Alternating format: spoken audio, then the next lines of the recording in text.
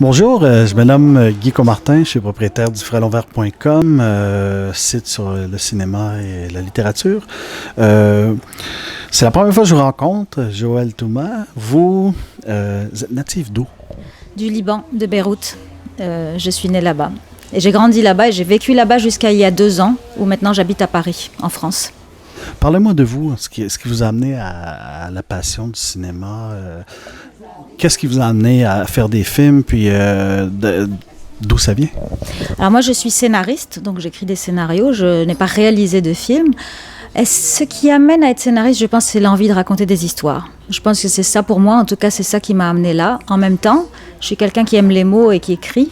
Donc c'était ces 2 choses en même temps. Et puis l'amour des films. Donc je pense que c'est une espèce de combinaison de ces 3 choses, de ces 3 passions qui m'a mené à finalement apprendre ce métier et le pratiquer. J'imagine que vous avez vos films fétiches que vous avez toujours aimés depuis votre tendre enfance. Oui, bien sûr, mais en même temps, c'est quelque chose qui bouge beaucoup et qui change parce que dès que je vois un film que j'aime, eh ben, il prend la place des autres. Alors, je dirais que dernièrement, en fait, oui, disons dernièrement, comme ça, hein, il y a 2 ans, je pense, ou l'année dernière, j'ai vu un film qui m'a beaucoup marqué qui s'appelle Take Shelter. C'est un film américain, indépendant. Et c'est très très fort. C'est comme le titre l'indique, c'est l'histoire d'un homme qui soudain va être obsédé par la protection de sa famille et de lui-même. Et on ne sait pas trop s'il est en train de sombrer dans la folie ou s'il y a vraiment des raisons dans le monde d'aujourd'hui pour sa peur. Et c'est très beau et c'est traité d'une manière très fine où on ne sait jamais justement où pencher. Ouais. On vous tient dans l'intrigue tout le long du film, c'est pour ça qu'on n'a pas vraiment de débouché. Il faut vraiment déguster chaque minute du film pour être capable d'aller chercher une réponse finalement. Oui, et c'est traité finement. On reste avec ce personnage. La manière dont l'acteur est filmé, on est très proche de lui, on est dans sa tête tout le temps, c'est formidable. Ouais. C'est excellent. Je voulais vous demander, vous avez participé au scénario de Just Like a Woman. On peut voir l'influence du Moyen-Orient avec le concours de danse du ventre, l'influence des minorités américaines dans l'histoire, un conflit de la minorité amérindienne avec la majorité blanche. D'où vient l'idée d'incorporer les peuples autochtones? Alors, le réalisateur de Just Like a Woman s'appelle Rachid Bouchareb. C'est un réalisateur algérien, français, qui, lui, pour lui, ces thèmes des origines, de l'identité sont très importants. Le thème aussi d'être des minorités dans les pays occidentaux, la manière dont on est accepté ou pas, la manière dont on forge son identité avec tous ces mélanges, ce sont des thèmes qui lui tiennent à cœur. Il a réalisé Days of Glory, indigène, hors la loi, out of the law. Et moi, ce sont également des thèmes qui me tiennent beaucoup à cœur. Donc c'était absolument naturel que ça entre dans ce film-là, qui pourtant est un film assez léger. C'est un road movie léger, il y a de la danse, c'est l'histoire de 2 femmes, une histoire de libération. Donc, disons que l'histoire principale est assez légère, mais il y a quand même ces thèmes sociaux qui sont là et qui, je pense, donnent de la profondeur. Si je ne me trompe pas, il y a une des femmes, je pense que ça ne fonctionne pas du tout. Il y en a une, je pense qu'elle ne peut pas avoir d'enfant. Et traditionnellement, elle n'est pas acceptée, je pense, par son mari. C'est pour ça qu'ils se révoltent un peu les deux puis qu'ils décident de prendre la route. Voilà, c'est ça, c'est-à-dire qu'elle n'arrive pas à avoir d'enfant et qu'évidemment c'est elle qu'on accuse d'être la raison. Bien sûr, on ne cherche pas plus loin que ça. Et c'est une femme d'origine arabe. Et bon, je ne vais pas raconter parce qu'elle est obligée à un moment de s'en aller. Voilà. Je voulais vous demander comment le climat quand on travaille avec le réalisateur Ziad Douéry? Alors, travailler avec Ziad, c'est passionnant parce que c'est quelqu'un de très très exigeant et qui veut vraiment aller au fond des choses. Donc rien n'est laissé au hasard avec lui. Au niveau du scénario, vraiment, on retourne chaque pierre, on se pose toutes les questions possibles, on réécrit beaucoup, énormément. Quand c'est pas l'un qui pense à un truc, c'est l'autre et on veut rien laisser vraiment comme ça. Donc c'est pas du tout un travail spontané laissé au hasard, c'est très travaillé et voilà, c'est très enrichissant de travailler comme ça parce que je pense qu'au bout du compte, on a un scénario très solide. Il n'y a rien laissé au hasard, même pas d'improvisation pendant le film ou pendant l'écriture. J'imagine que vous vous laissez aller carte blanche sur ce que vous pouvez écrire. Bien sûr, de toute façon, vous devez faire ça, mais c'est-à-dire qu'après, sur l'ensemble du travail, on questionne tout pour voir comment ça tient, comment ça va ensemble. Et ensuite, bon, je sais que je n'y étais pas, mais je sais qu'au moment du tournage, il y a des choses qui ont changé. Donc si, bien sûr. Mais je pense que c'est quand on a un scénario très solide qu'on peut se permettre au moment du tournage de se dire « Ah, tiens, je vais faire ça au lieu de ça, je vais ajouter ça » parce que tout est là. Donc, il y a une structure qui est forte et on peut ajouter des éléments sans prendre le risque que ça déséquilibre tout le film. Ouais. Ce qu'on appelle la théorie du chaos, il y a toujours des changements qu'on ne s'attend pas, mais que souvent, l'amélioration est presque certaine. Je voulais vous demander, L'Attentat est un film intense. C'est basé du livre de Yasmina Khadra. Yasmina Khadra.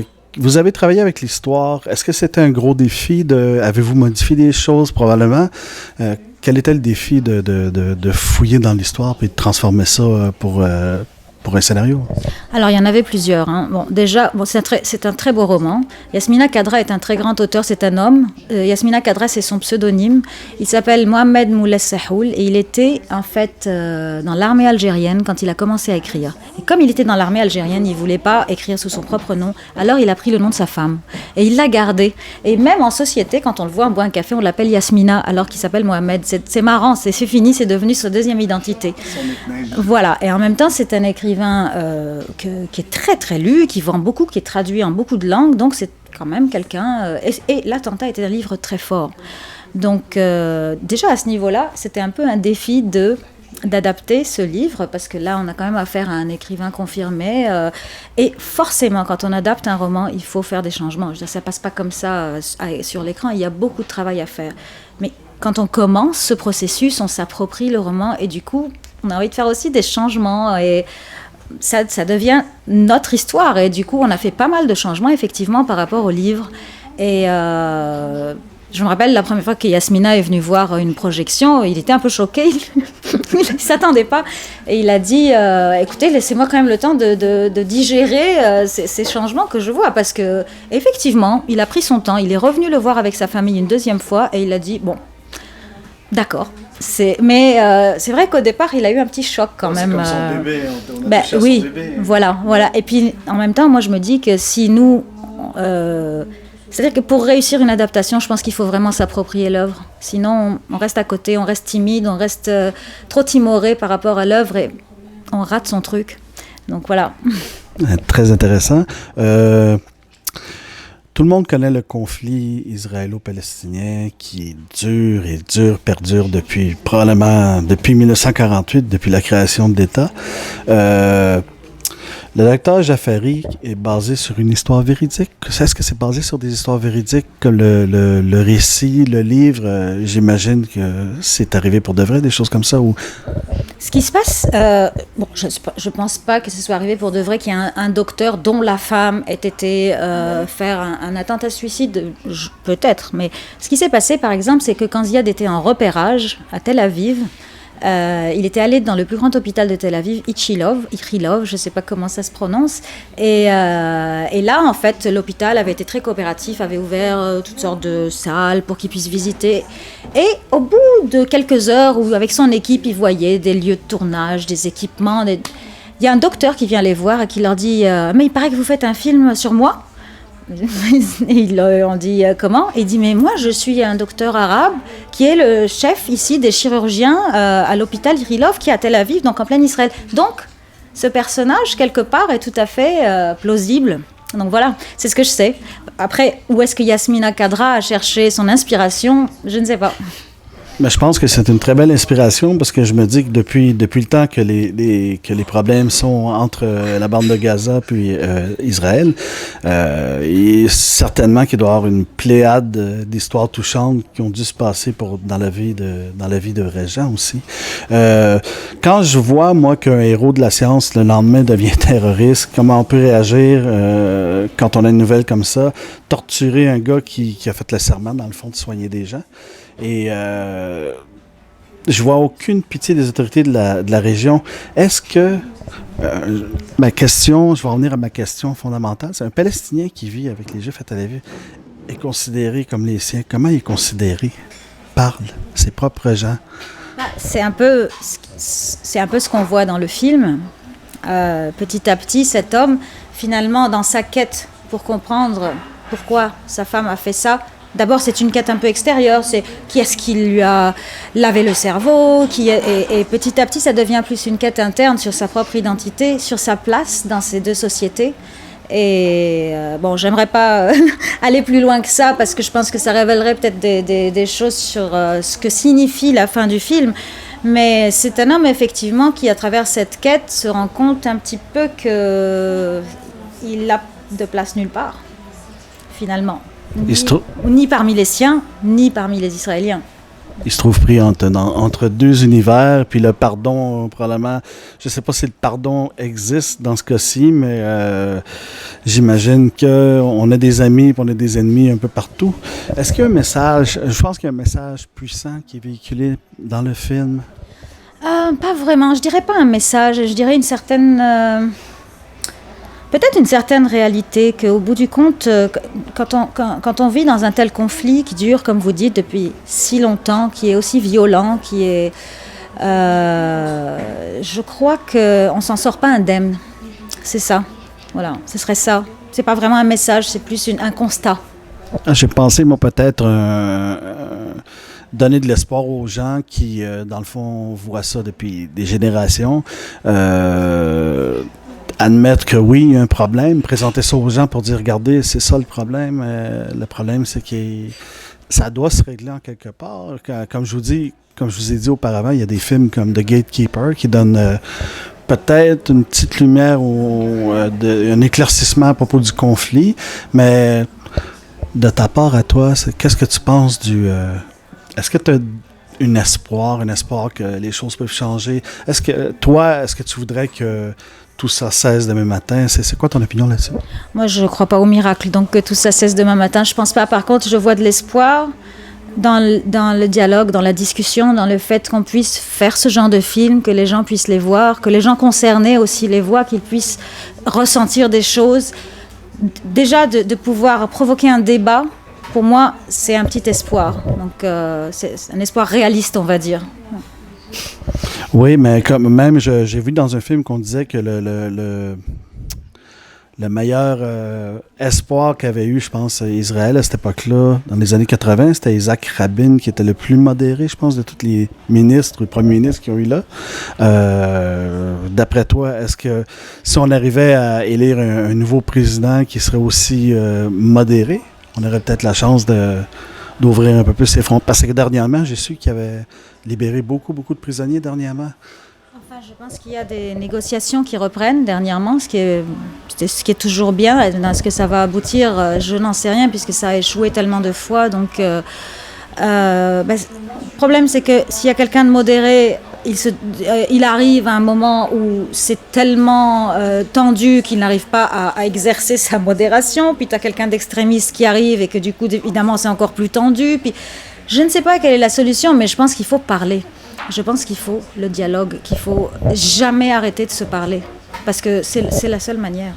Mais dans tes débuts, Joël, tu avais commencé, disons, au début de ta carrière peut-être, tu avais participé à un documentaire sur le massacre de Chabra et Shatila. Ça, c'est quelque chose d'assez dur. Tu avais participé au scénario ou autre? Un documentaire, non. On avait parlé du documentaire de massacre de Chabra et Shatila, qui était j'avais lu, à un moment donné, j'avais été prendre des informations sur qui est un drame qui s'est passé, je pense, au Liban. Bien sûr, c'est un massacre qui s'est passé au Liban, dans un camp palestinien, le camp de Sabra et Shatila, en 1982. Personnellement, je n'ai pas participé à un documentaire là-dessus. Par contre, j'ai travaillé, tu sais, j'ai été pendant 2 ans correspondante pour deux quotidiens. J'étais à Beyrouth, j'étais correspondante pour le quotidien Libération, qui est français, et Le Soir, qui est belge.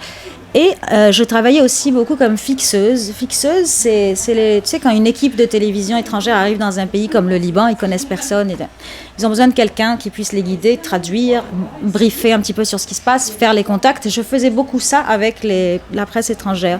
Donc dans le cadre de mon boulot de journaliste et de fixeuse, j'ai pas mal travaillé sur souvent le thème des camps palestiniens. Il y en a beaucoup à Beyrouth, et au Liban, pardon, en tout le Liban.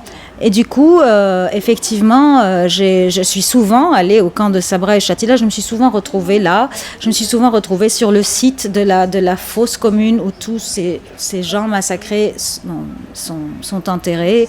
Et j'ai écrit des papiers dans Libération pour ça. J'ai participé à des reportages faits parfois par d'autres journalistes sur la question. Ouais. Ah, c'est probablement pour ça que ça revenait avec ton nom, ce document-là.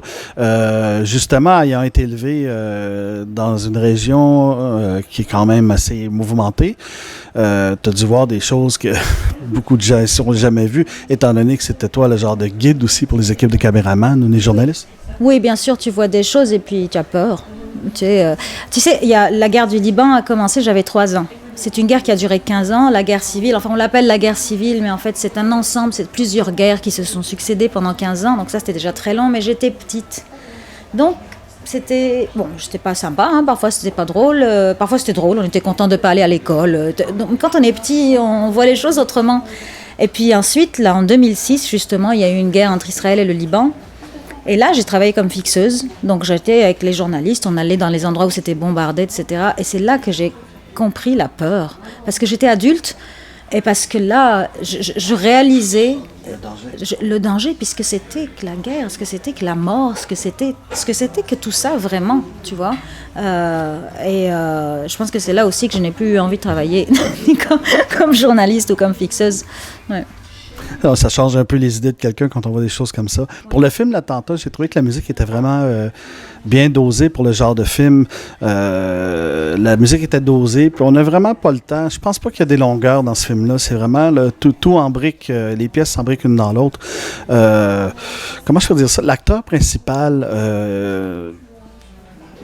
c'est la première fois, je pense, que vous aviez écrit pour cette personne-là. Il me semble que le rôle il donnait vraiment un rôle assez fort pendant le film.